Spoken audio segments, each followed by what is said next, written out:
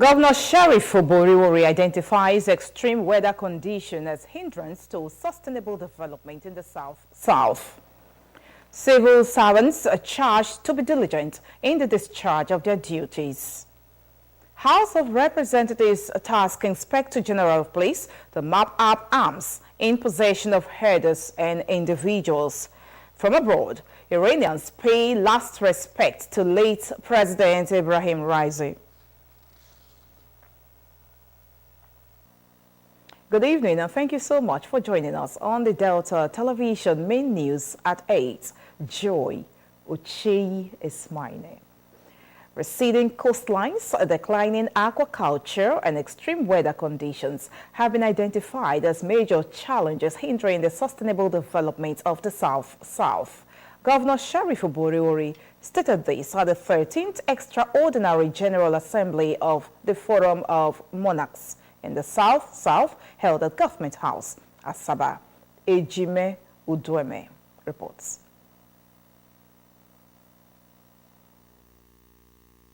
Governor Oboriwori said the theme of the meeting, strengthening stakeholder collaboration for the development of the South region, the role of the traditional institution was apt, adding that environmental decay had impacted negatively on the ecosystem. Governor Oboriwori charged the traditional rulers to remain pillars of integrity, fairness, and justice in their various domains. He reminded them of the need to encourage their subjects to embrace education and innovation and preserve their invaluable traditions, emphasizing that there was need to promote inclusiveness. I further ask that you help to promote inclusivity, ensuring that every voice is heard and every individual is valued. Work closely with the government and private organizations to bring development projects to your region, especially infrastructure, healthcare, and education. The President of the Senate, Senator Godswill Akpabio, who was represented by the Senator representing Delta South, Senator Joel Onuakbo Thomas, described the meeting as timely and called on government at all levels, politicians and other stakeholders from the region to synergize with traditional rulers in finding solutions to the challenges bedeviling the area. We cannot turn a blind eye to the security challenges that threaten the peace and the socio-economic well-being of our people. The senator representing Delta Central at the Senate, Senator Ede Dafinone, said the time was ripe for sons and daughters of the South to contribute their quota towards fast-tracking the development of the region. Your roles have always been and continue to be integral to the fabric of our society.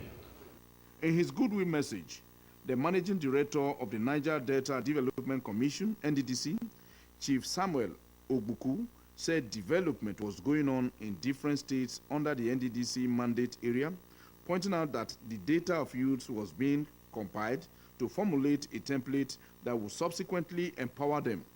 Chief Ogbuku urged the people in the region to key into the policy framework of the Commission so that they could benefit from its laudable initiatives. So it is for us to come together, partner together from our various positions, the various offices we're holding, come together and weave this basket of development for the Niger Delta. In his remarks, the Minister of State for Petroleum, Senator Henikin Lokobri, said there was an urgent need to involve traditional rulers in peace building, especially in the fight against oil theft, illegal bunkering, and unrest in the region, stressing that increased oil production will bring more resources into the region for its development. The Secretary to the Government of the Federation, Senator George Akume, who was represented by Senator Jack Tile Gado, advocated constitutional roles for traditional rulers in the country so as to tackle the rising insecurity and attract sustainable development to their domains. The chairman of the South Monarchs Forum, King Edmond Dakoro, a Mayanabo of Nembe Kingdom in Bayelsa State, noted that Nigeria's development gaps were due to lack of cooperation and synergy between stakeholders. He said there was lack of consultation, with traditional institutions by all tiers of government, adding that the traditional institution had been increasingly marginalized. Governments, MDAs, ministries, departments and agencies, academia, industry, unite your political zone, in particular, the oil and gas operators. The chairman of the Delta State Traditional Rulers Council, the Oroje of Ukpe, retired Major General Felix Mujoakperu, Urue the First, said the vision of the forum was to cross-fertilize ideas on how to address the challenges of insecurity and underdevelopment, as well as promote peaceful coexistence in the South-South. It's not to understand here that we, the traditional rulers, are not concerned with the development of our communities, since we are closer to the people and we feel their plight more. Ejime Uduime reporting. Executive bills, the Delta State Registration of Private Clinics Amendment Bill and the Delta State Electricity Power Sector Bill today scaled a second reading on the floor of the State House of Assembly.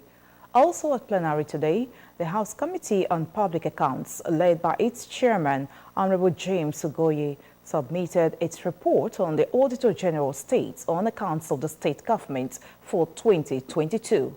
Favor Okafor reports. Honorable Emeka will be moved for the second reading of the Delta State Registration of Private Veterinary Clinics Amendment Bill. He was seconded by the member representing Patani constituency, Honorable Emmanuel Senibe. Honorable Nwobi said the bill, when amended, will enable the state government establish the Veterinary Clinics Registration and Regulation Committee, sanitize the profession, as well as increase the state's internally generated revenue. He said the bill will enable defaulters to be prosecuted and penalized. Other lawmakers agree that the amendment will curb challenges encountered in the implementation of the regulation of the Private Veterinary Clinics Law of 2006.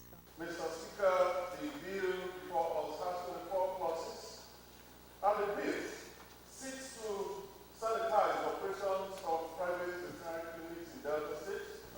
If this bill is passed, it will remove the quack doctors operating illegal veterinary clinics. The Speaker, the Right Honorable Emamotimi Guo, then referred the bill to the Joint House Committees on Health and Agriculture to report back to the House on Tuesday. On the Delta State Electricity Power Sector Bill, the Majority Leader, Honorable Mobi, said the bill provides a full comprehensive legal framework in electricity generation, transmission, distribution and protection of consumers' rights. He said the bill will check the issue of high electricity tariff, which has bedeviled the sector for some time now. Other lawmakers describe electricity as the building block for industrial development of any country, adding that with improvement in the sector, the issue of overbilling and lack of creativity will be a thing of the past, just as businesses will thrive and foreign investors will be attracted to the state. Following the unanimous support from the lawmakers, the Speaker referred the bill to the House Joint Committees on Special Bills and Energy to report back to the House next week. Earlier, the House Committee on Public Accounts, led by the member representing Okwe constituency, Honorable James Ugoye, submitted his report on the Auditor General State on the accounts of the Delta State government for 2022. Committee strongly recommend that a more compelling legislation or guideline be adopted by the House to ensure compulsory performance of this very critical annual exercise by all state boards. Favor Okafor reporting.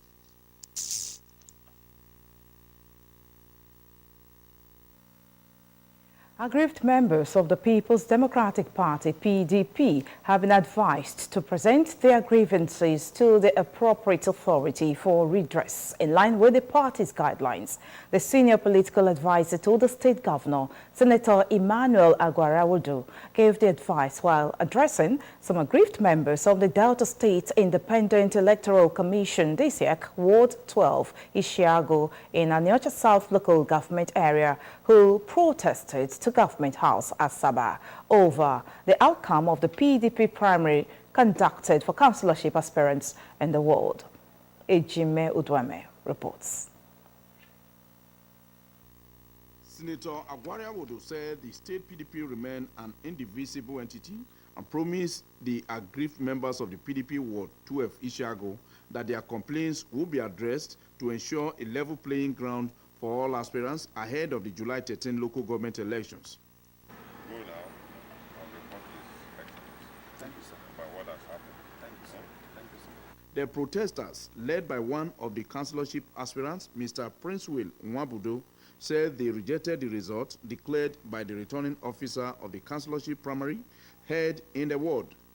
He said Mr. Felix Nwokolo declared Mr. David Oma winner, despite the fact that both aspirants had a tie in the secret ballot primary.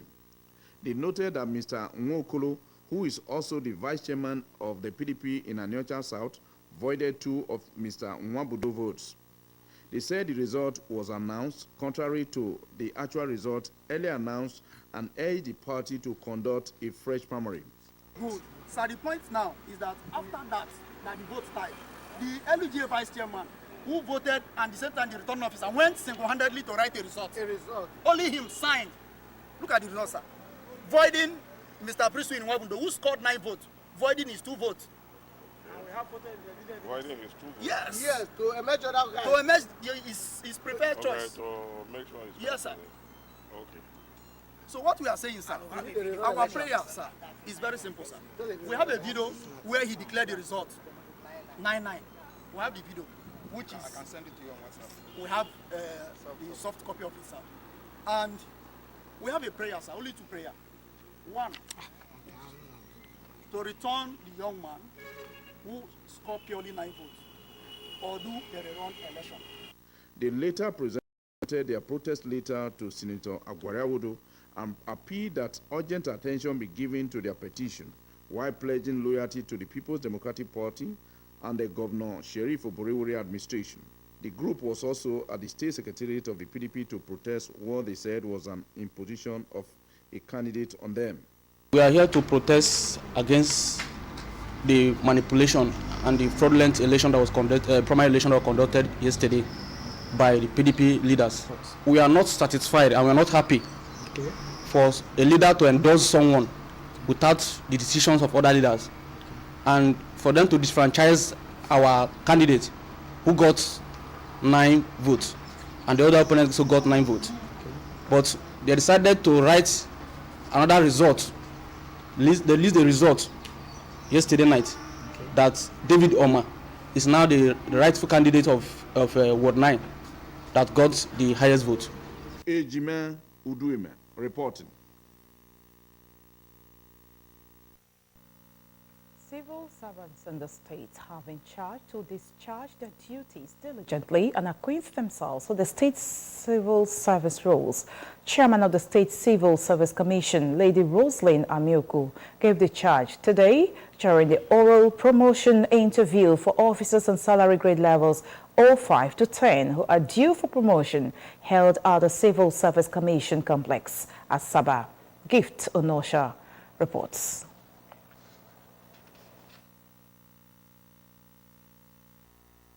Said the oral interview followed the completion of the first phase of the promotion exercise, the writing of the promotion examination conducted by a team of professionals. In an interview, Lady Amioku said the commission was committed to the development of the state civil servants towards the success of the more agenda of the present administration. She advised the officers who are set to assume a higher responsibility in the civil service to demonstrate a high level of dedication to their duties and work in accordance with the state civil service rules. The governor has given us room to do this promotion twice a year, January and July.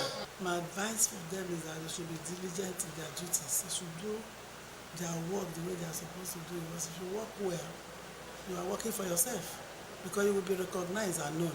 People will recommend you for bigger offices. Some of the participants in an interview gave an assurance that they would perform their duties well in the new grade level they would be promoted to. They expressed gratitude to the State Civil Service Commission for its commitment to the regular promotion of civil servants. It's perfect. Everything is perfect. Everything is very okay. I want to commend the state government for making this provision, this exercise, very smooth and easy for every one of us. I will appreciate it. Gift Unosha reporting. The Senate today confirmed nomination of Mr. Rimini Makama for appointment as Executive Commissioner of Stakeholders Management and Mr. Abraham Al-Shadami as Executive Commissioner of Technical Services in the Nigerian Communications Commission (NCC). The Senate's confirmation followed its consideration and approval of the recommendations of its Committee on Communications that screened the nominees during the plenary. The report was presented by the chairman of the committee, Senator Aliyu Biblis, Zamfara Central. Senator Biblis, in his report, said two nominees met the relevant criteria for appointment and therefore recommended that their nominations be approved.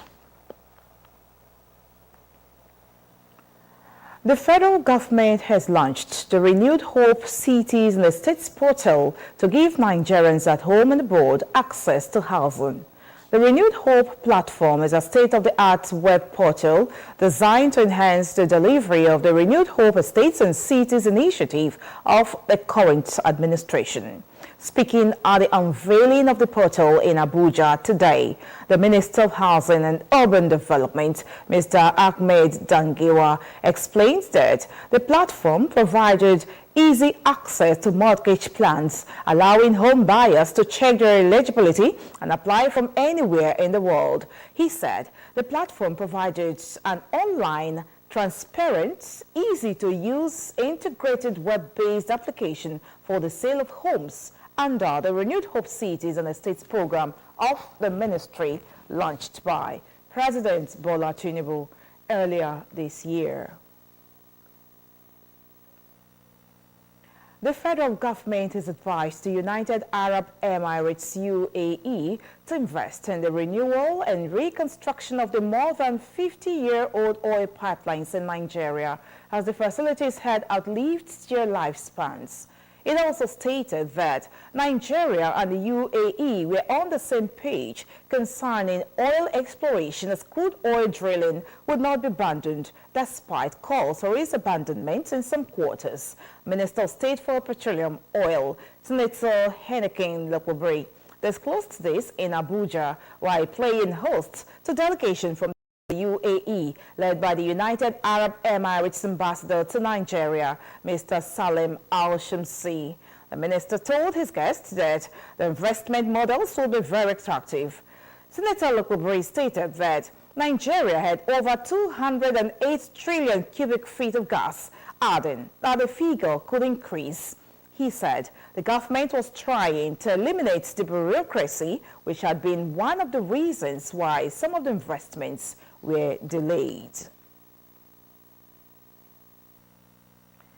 The chairman of Federal Civil Service Commission, FCSC, Professor Tunji Olaupa, has called for the scrapping of Higher National Diploma HND awarded by polytechnics as a way to resolve the BSc and HND professional war. Professor Olaupa made a call at the one-day national dialogue be resolved without totally rendering dysfunctional their originating mandates and purposes. Then the recommendation of the heads of polytechnics and colleges of education, or rather colleges of technology, co-heads, in their 2007 memorandum to the then Presidential Technical Committee on the Consolidation of Tertiary Institutions must be revisited.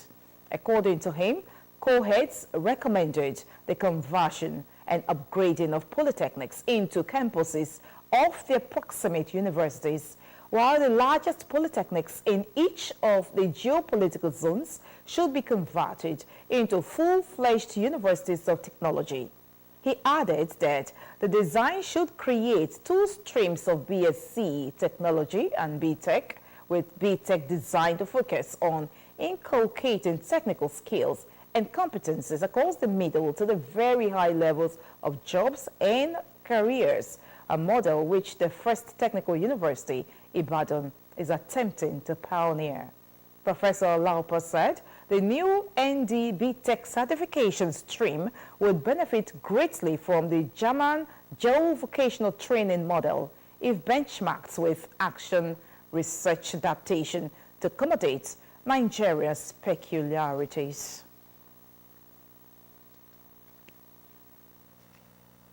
The House of Representatives today asked the Inspector General of Police, IGP, Mr. Kayode Iwetokon, to carry out a comprehensive map-up of all arms and other weapons in the possession of headers and individuals to prohibit the public from carrying such arms and weapons.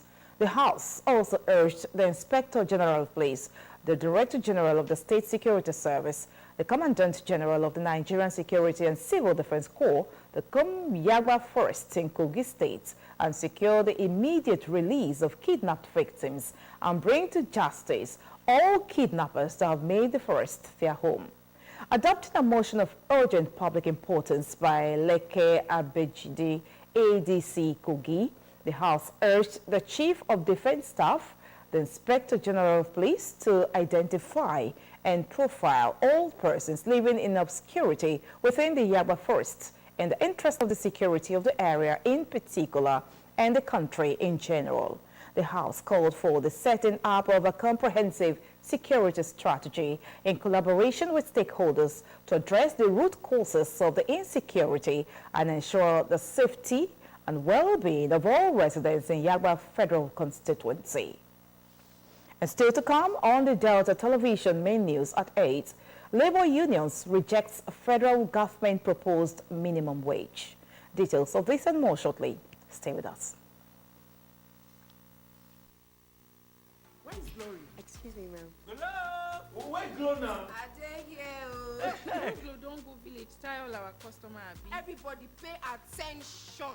See, now Glow berekete 10x. Now they dash me 10 times the credits when I load. Or even summer me double data join. Yeah.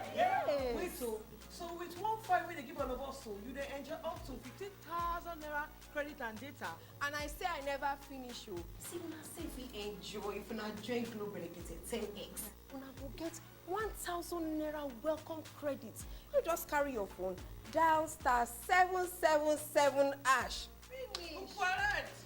Glow, you don't. Una still dey here. Hello, please, I'm looking for Glow. Please save now Glow with the fine. Now Glow with the go. Okay, so enjoy 10 times the value of your recharge on Glow Berekete 10x. You also get 1,000 naira for calls and data and double data bonus on your subscription.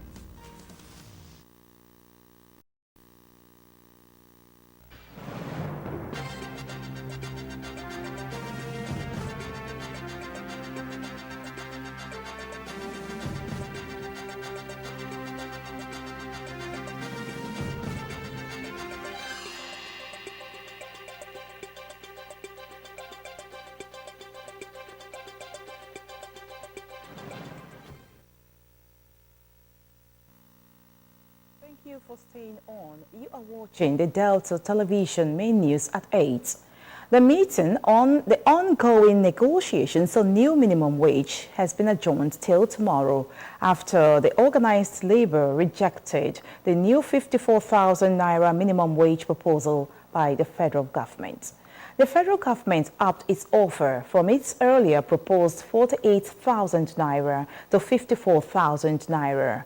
Today's meeting came as a result of the walkout staged by members of the organized labor following the proposal of 48,000 naira as minimum wage by the federal government during last week's meeting.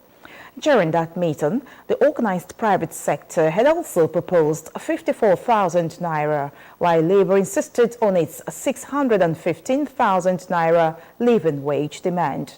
Organized labor had yesterday reiterated its May 31, 2024 deadline for the implementation of the new minimum wage.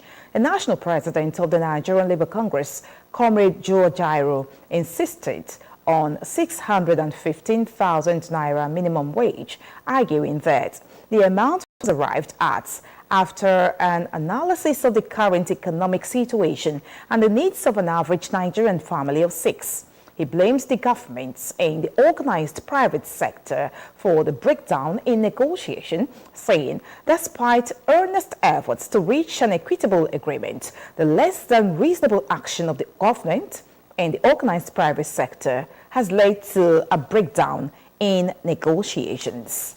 In a statement released at the end of the jointly held NEC meeting by the NLC and TUC, which was signed by Joe Gyro, NLC President, and Comrade Festus Osifo, TUC President, the union said they acknowledge the ongoing negotiations between the NLC and TUC, the organized private sector and the federal government regarding the new national minimum wage, while appreciating what they described as efforts made thus far. The NLC and TUC emphasized the urgency of reaching a fair and equitable agreement that reflects the true value of Nigerian workers' contributions to the nation's development and the current crisis of survival facing Nigerians as a result of government's policies. They also affirmed commitment to ensuring that the interests and welfare of workers are adequately protected in the negotiation process. The global scene is next as we join our news desk. Thousands of Iranians gathered at the Strait of Tabriz to mourn President Ebrahim Raisi after he was killed in a helicopter crash. Mourners followed a funeral procession through the city in northwest Iran while waving Iranian flags and portraits of the late president. Mr. Raisi and 7 others were killed when a helicopter they were traveling in crashed in a mountainous area of Iran on Sunday. Despite the huge crowds, not all Iranians supported the president and many celebrated his death on social media. Crowds of mourners followed a lorry carrying the coffins of Mr. Raisi and those who died with him, including Foreign Minister Hossein Ami Abdullahian. From Tabriz, Mr. Raisi's body will be flown to Qom, which is considered the second most sacred city in Iran after Mashhad. His body will then be moved to Iran's capital, Tehran. Processions will be held in the city tomorrow morning, and Iran's Supreme Leader, Ayatollah Ali Khamenei, will lead prayers of a farewell ceremony. Mr. Raisi is then expected to be buried in his birthplace, Mashhad, on Thursday. Raisi, 63, was a hardline cleric, and his election as president in 2021 consolidated the control of conservatives over every part of the Islamic Republic. In the meantime, Vice President Mohamed Mogba has been appointed to assume interim duties. South Africa's highest court has barred former President Jacob Zuma from running for parliament in next week's general election. The Constitutional Court ruled that his 15-month prison sentence for contempt of court disqualified him. Mr. Zuma was convicted in 2021 for refusing to testify at an inquiry investigating corruption during his presidency, which ended in 2018. He has been campaigning under the banner of the newly formed Mkoto Wesizwe Party after falling out with the governing African National Congress, ANC. South Africa's vote for political parties, with the candidates at the top of the lists getting parliamentary seats, pending on the number of votes the party gets. The Electoral Commission said Mr. Zuma's name would not be removed from MK's list of parliamentary candidates, while confirming that his image will remain on ballot papers alongside his party logo. 1 passenger was killed and 30 injured after a Singapore Airlines from London hit severe turbulence en route today, forcing it to make an emergency landing in Bangkok. The flight fell into an air pocket, which cabin crew was serving breakfast before it encountered turbulence, prompting the pilots to request an emergency landing. A 73-year-old British man died during the incident, likely due to a heart attack. 7 people were critically injured with head injuries. 18 people have been hospitalized and 12 are being treated in hospitals. And back home, let's now join our business news desk for happenings in the business sector. The 210,000 barrel per day Port Harcourt refinery may finally commence operations by the end of July after several postponements. The new date was disclosed by the National Public Relations Independent Marketers Association of Nigeria, Chief Ukadike Chinedu. He stated that the development will stimulate economic activities, reduce the price of petrol products, and ensure adequate supply. Last year in December, the Minister of State for Petroleum Resources, Henneken Lokpobiri, announced the mechanical completion and flawless start-off of the biggest crude refinery in Port Harcourt. The refineries comprise 2 units, with the old plant having a refined capacity of 60,000 barrels per day, and the new plant has 150,000 barrels per day. The refinery shut down in March 2019 for the first phase of repair works after the government secured the service of a technical advisor of Italy's Mare Tecnimont to handle the reviews of the refinery complex, with Oil Major Eni appointed technical advisor. On March 15, 2024, it was reported that the Group Chief Executive Officer of the NNPC Limited, Mele Kyari, stated that the Port Harcourt refinery would commence operations in about 2 weeks. The Central Bank of Nigeria released a total sum of $2.13 billion to Nigerians for importing food products in 2023. According to the quarterly statistics of the Central Bank of Nigeria, the forest release showed that there was consistent demand from foreign countries despite being touted as a food basket of Africa. This came as the average price of imported food commodities to Nigeria rose to its highest level, reaching 34% in 1 year between April 2023 and April 2024. The rise in food prices in sub-Saharan Africa is partly due to global factors, as the region imports most of its top staple foods. The high food import bill is a concern for Nigeria's economy. The country has a large agricultural sector, and there have been efforts to boost local production to reduce the dependence on food imports. However, factors such as inadequate infrastructure, insecurity, and climate change have hindered progress in the sector. The federal government had also ruled out the importation of food as part of strategies to address the high cost of foodstuffs and the economic hardship troubling the country. But the staggering sum, experts said, is a clear demonstration that the Nigerian government is here to put the nation on the right path of eradicating hunger by 2030, as stipulated by the United Nations Sustainable Development Goals. A breakdown for 2023 shows that $245.7 million was disbursed for food imports in January, $163.6 million in February, $268.4 million in March, $240.9 million in April, $238.3 million in May, and $206.1 million in June. In July 2023, the Apex Bank disbursed $58 million for food importation, $95.3 million in August, $119.9 million in September, $132.4 million in October, $235.9 million in November, and $126.2 million in December. Comparatively, the figure was 644,000, or 23% less than a $2.7 billion disbursed by the Apex Bank for food importation.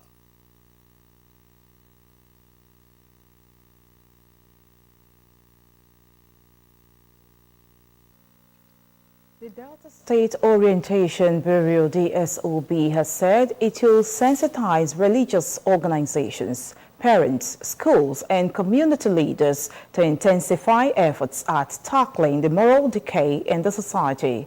The head of the DSOB, Dr. Latimer Oganeseve, who gave the indication today, said, except the ugly trend of social vices was reversed, Nigeria would continue to experience increased disrespect for constituted authorities and disservice to the country. He expressed worry that some parents encourage their young girls in prostitution by funding their trips to Europe, while the boys are encouraged to engage in advance fee fraud.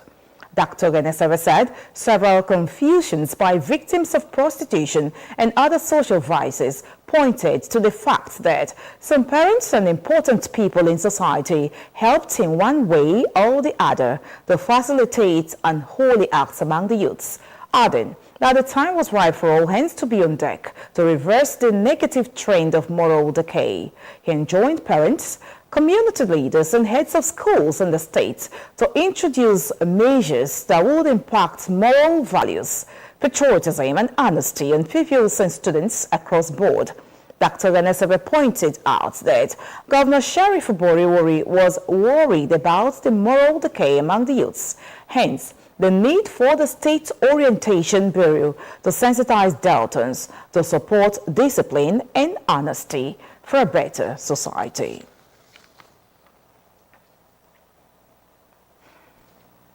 And now some sports stories. Super Eagles midfielder Wilfred Ndidi has said it is important for the team to win their next 2 games against South Africa and Benin Republic to boost their chances of qualifying for the 2026 FIFA World Cup. The Finidi Georges side is winless in Group C after drawing their opening 2 games against Lesotho and Zimbabwe.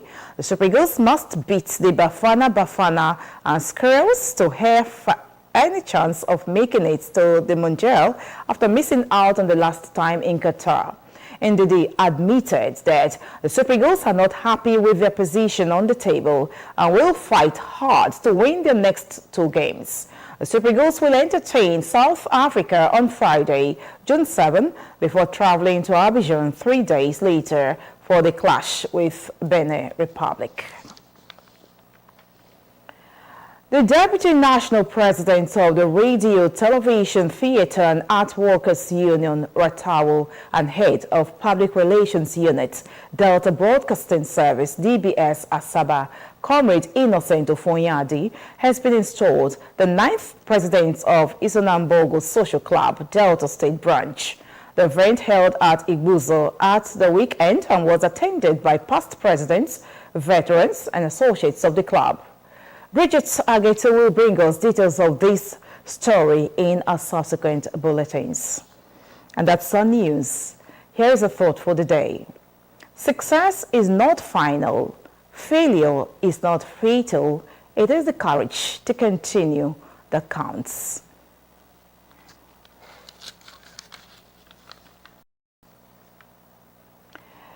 And just before we go, here are the highlights of the news. Receding coastlines, declining aquaculture and extreme weather conditions have been identified as major challenges hindering the sustainable development of the South. Governor Sheriff Boriwori stated this at the 13th Extraordinary General Assembly of the Forum of Monarchs in the South held at Government House, Asaba. Civil servants in the state have been charged to discharge their duties diligently and acquaint themselves with the state civil service rules. Chairman of the State Civil Service Commission, Lady Roslyn Amiuku, gave the charge today during the oral promotion interview for officers on salary grade levels 05 to 10 who are due for promotion held at the Civil Service Commission Complex, Asaba. The House of Representatives today asked the Inspector General of Police, IGP, Mr. Kayode Igbetokon, to carry out a comprehensive mop-up of all arms and other weapons in the possession of herders and individuals to prohibit the public from carrying such arms and weapons. And from abroad, we did report that thousands of Iranians have gathered on the streets of Tabriz to mourn President Ibrahim Raisi after he was killed in a helicopter crash. Mourners followed a funeral procession through the city in northwest Iran while waving Iranian flags and portraits of the late president. And that's our news. Thank you so much for being a part of it. On behalf of the entire news crew, Joy Ucheyi is my name. Good night.